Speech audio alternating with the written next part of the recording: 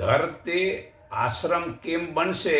દરેક સમયમાં જે ઊંઘવાનો સમય બધાનો એક જ હોય, દરેકને ઉઠવાનો સમય એક જ સમાન હોય, દરેકને પોતાની ઉંમર પ્રમાણે પોતાની ફરજ મુજબનું કર્મ કરે, દરેક સવારના ખુલ્લામાં ફરે, દરેક સાથે યોગાસન કરે, દરેકનું સ્નાન સમય એક જ હોય, દરેક લોકો એક જ પરમાત્માને જાણે અને એકને માને, દરેકની ભાષા એક હોય, દરેક વેદ ધર્મને પાળે, દરેકની વિધિ એક હોય, દરેક એક વિચારનું આચરણ હોય, એક પ્રકારના લાભ હાનિ સમાન હોય, એક પ્રકારનું અભિવંદન નમસ્તે હોય, દરેક વેર ઈર્ષા છોડીને એક જ બીજાનો સારો વ્યવહાર કરે, દરેક રાષ્ટ્રની ઉન્નતિ માટે સંગઠિત ત્યાગ તપ સેવા બલિદાનની ભાવના રાખે, દરેક ઉત્તમ કાર્ય કરે અને ખરાબ કાર્યોને છોડી દે, દરેક સાત્વિક ભોજન લે,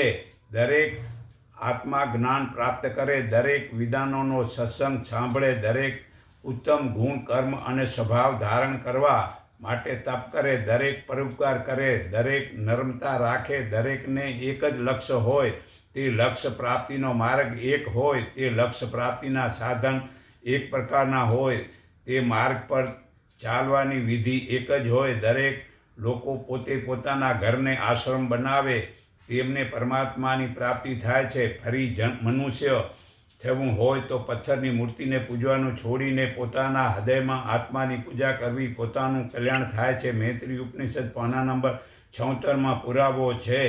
તો પોતાના બાપ દાદાનો ધંધો કરવો ગીતામાં પણ બતાવેલું છે. હે અર્જુન, તું એ પ્રમાણે સમજીને પૂર્વના મનુષ્યોએ પણ કર્મ કરેલું છે, માટે તું પણ તારા વડવાઓએ તેમના પૂર્વજે કરેલા જે કાર્યો કર્યા હતા તે પુણ્ય કર્મોને કર.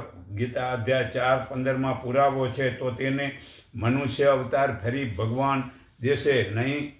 જો માતા પિતાના પૂર્વના કર્મ નહીં કરે તો ભગવાન તેને મનુષ્ય અવતાર નહીં દે, કારણ કે પશુ પક્ષી સૂર્ય ઉગે પહેલાં ઉઠે છે અને મનુષ્ય થઈને સવારે ઉઠતો નથી. તે મોટી ભૂલ માતા પિતાની છે. દાદા વડીલોને સારું લાગતું નથી, પણ દાદા વડીલોના હાલમાં ભણેલા માનતા નથી.